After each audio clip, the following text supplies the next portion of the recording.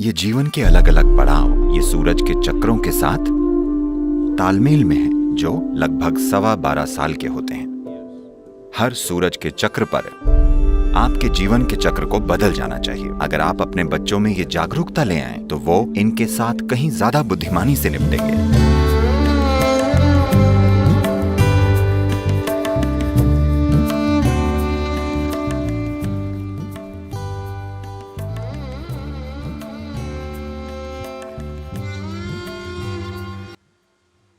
आपको पता है, ये अपने आप नहीं आता। ऐसा कोई रास्ता ही नहीं है। बस एक पीढ़ी पहले तक ही आपको शादी, बच्चों और बाकी सब के बारे में बहुत कुछ सिखाया जाता था। अब हमारी शिक्षा प्रणाली बस यहाँ उद्योग और व्यापार की सेवा के लिए है, इंसानों की सेवा के लिए नहीं। हमारी शिक्षा बहुत बढ़िया इंसान बनाने के लिए नहीं है। ये सिर्फ मैनेजर, सुपरवाइजर, डॉक्टर, इंजीनियर बनाने के लिए है। You're just a cog in the economic machine. आप बस आर्थिक मशीन का एक छोटा सा पुर्जा है जो काम कर रही है। तो कल सुबह बड़े पैमाने पर शिक्षा प्रणाली को बदलना मुमकिन नहीं है, पर आप अपने और अपने बच्चों के लिए इसे बदल सकते हैं अगर आप इच्छुक हो। वर्णाश्रम धर्म जैसी एक चीज हुआ करती थी जो जीवन के 4 पड़ावों के लिए एक इंसान को तैयार करती थी। पैदा होने से 12 साल तक बाल्यावस्था कहलाता था।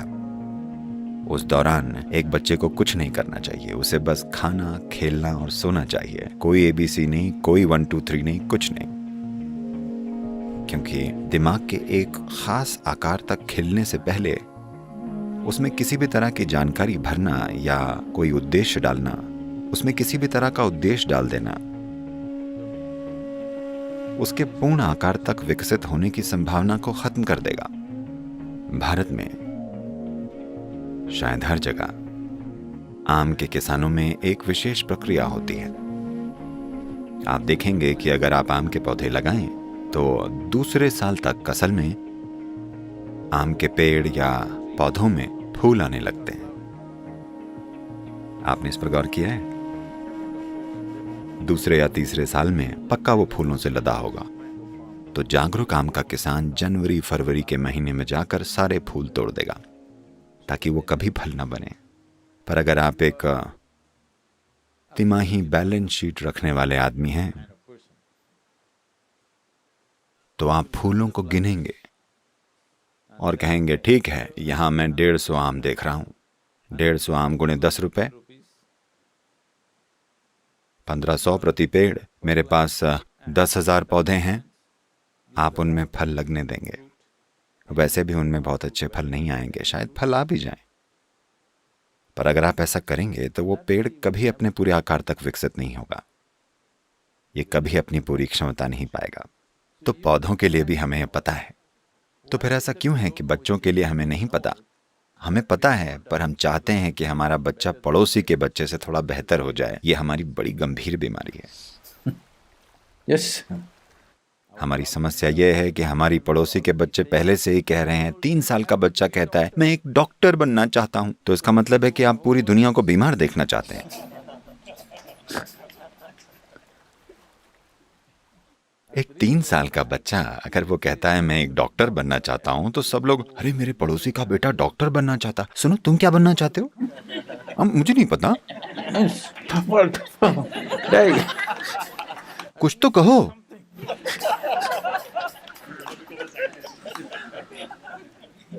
यह शिक्षा प्रणाली की बीमारी नहीं है, ये वो बीमारी है जो समाज में घुस चुकी है। शिक्षा प्रणाली तो बस उस जरूरत को पूरा करना चाह रही है।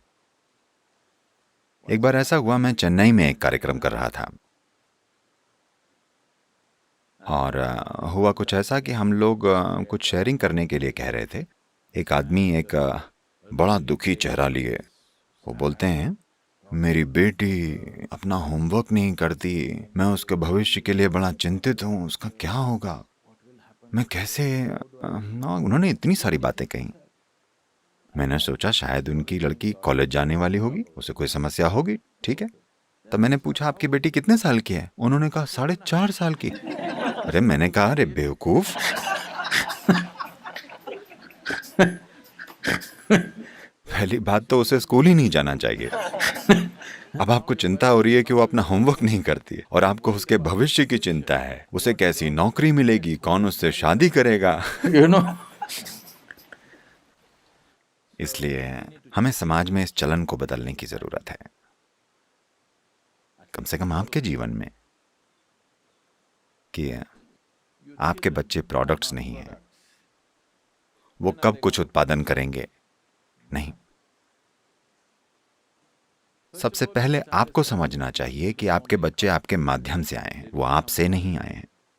वो आपके नहीं हैं, वो आपके माध्यम से गुजर रहे हैं। आपको अपने सौभाग्य की तारीफ करनी चाहिए कि वो आपके माध्यम से आए हैं। बस इतनी सी बात है। ये मत मानिए कि वो आपसे आए हैं। आपका उन पर कोई अधिकार नहीं है। आपका काम उनकी सुरक्षा करना, उनका पालन पोषण करना, जब तक कि वो एक निश्चित स्थान तक नहीं पहुंच जाते, जब तक कि वो खुद नहीं समझ जाते कि ये कैसे करना है। बस इतना। आपका काम ये देखना नहीं है कि आप उनसे कितना निचोड़ सकते हैं। क्या कल वे आपके व्यापार को आगे बढ़ाएंगे? क्या वो चीजें करेंगे जो आप करने में असमर्थ हैं? नहीं, ये इस बारे में नहीं है। तो ये वर्ण आश्रम धर्म इस तरह था। 12 साल पर आपकी बालावस्था खत्म हो जाती थी। अब आपका ब्रह्मचर्य शुरू होता था 12 से 24 तक। 12 साल का अनुशासन और सीखना। तो इससे पहले कि आपको शिक्षा से शक्ति मिले, आपको हमेशा ब्रह्मचर्य में दीक्षित किया जाता था। ब्रह्मचर्य का मतलब है कि आप, ब्रह्मन का मतलब है परम सत्य, चर्य का मतलब है मार्ग। आप परम तत्व के मार्ग पर हैं। इसका मतलब आप हिस्सों में नहीं बंटना चाहते। इसका मतलब आप तुम और मैं के मार्ग पर नहीं हैं, आप पूर्ण समावेश के मार्ग पर हैं। हर चीज को खुद में शामिल किए बिना आपको शिक्षा की शक्ति नहीं दी जानी चाहिए। आपको अनपढ़ ही रहना चाहिए। यही सबसे अच्छा है, क्योंकि शिक्षा को एक शक्ति देने के तौर पर देखा जाता था। अगर आपको शक्ति दी गई है कि आप चीजों के हिस्से करें, जो कि हमने आधुनिक दुनिया के साथ किया है, हर नई आने वाली वैज्ञानिक जानकारी और तकनीक सबसे पहले वो मिलिट्री में इस्तेमाल होती है। क्यों? मेरा देश बनाम आपका देश। मेरे पिता better than you. मेरा भगवान आपके भगवान से बेहतर है, मेरे पिता आपके पिता से बेहतर हैं। क्योंकि एक बार ये बंटवारा हुआ और आपको शक्ति मिल जाती है, तो कुल मिलाकर होगा ये कि भद्देपन को बढ़ावा मिलेगा। तो शिक्षा से पहले पहली चीज है ब्रह्मचर्य।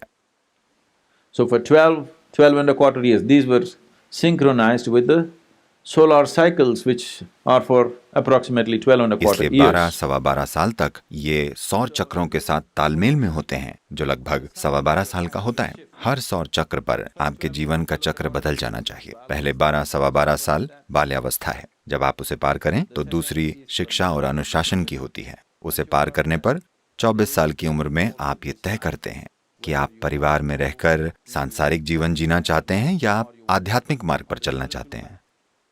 आपका चुनाव है, सामाजिक मजबूरियों से नहीं। हर व्यक्ति अपने गुणों के अनुसार। अब अगर आप इस तरह से बने हैं कि विपरीत चीजें आपको अपनी ओर आकर्षित कर रही हैं, तब आप एक व्यवस्थित तरीके से उसे संभालते हैं। आपकी शादी और बच्चे हो जाते हैं, ये और वो होगा। अगले 24 सालों तक आप गृहस्थ आश्रम में हैं। नहीं तो 24 पर आप सन्यासी बनना चुनते हैं।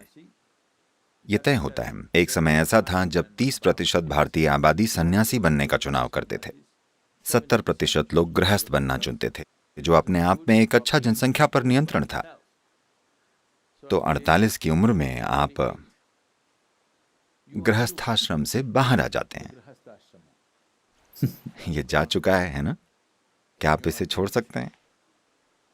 अगर आप इसे छोड़ते हैं तो यह तलाक होता है और तुरंत ही आप किसी और को पकड़ रहे होते हैं। दूसरा, मकान बदलते हैं, उस ढांचे को नहीं छोड़ते। तो 48 पर आप 12 साल के लिए संन्यास लेते हैं। तो परिवार के ढांचे को छोड़ते हैं, क्योंकि अगर 24 साल की उम्र में आपकी शादी होती है तो जब तक आप 48 के होते हैं, आपके बच्चे 20 साल के ऊपर के होते हैं। हो सकता है वो इसे शब्दों में बोल ना पाए, पर वो आपको बाहर चाहते हैं। या वो बाहर जाना चाहते हैं या आपको बाहर चले जाना चाहिए। इन दिनों आप चुन रहे हैं कि वो बाहर जाएं, अमरीकी तरीका। लेकिन भारत में माता पिता बाहर जाने का चुनाव करते थे। जब बच्चे 20-21 साल की उम्र को पार करते थे, माता पिता बाहर चले जाते थे। ऐसा करना समझदारी है। तो पति और पत्नी जो 24 साल तक साथ रहे, उन्होंने खुद को अलग कर लिया, सचेतन रूप से। इसलिए नहीं कि उनके बीच कोई झगड़ा हुआ, खुद को सचेतन रूप से अलग कर लेते हैं। और ऐसी संस्थाएं होती थीं जहां लोग अगले 12 साल तक अपनी आध्यात्मिक प्रक्रिया के लिए प्रयास कर सकते थे। 60 की उम्र में, अब 12 साल की आध्यात्मिक साधना के बाद, जीवन के अनुभव को देखने के बाद, अब वो फिर से वापस आते हैं।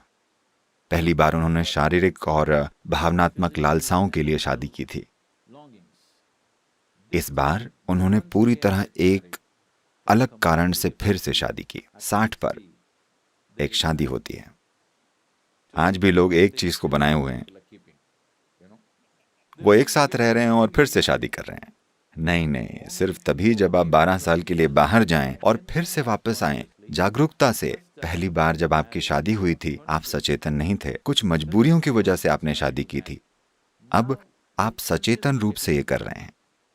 वो साथ आए और फिर वे वानप्रस्थ में गए, अपने बच्चों या पोते पोतियों के साथ रहने के लिए नहीं, उनसे विदा लेकर, आशीर्वाद देकर जंगल में जाना और जीना।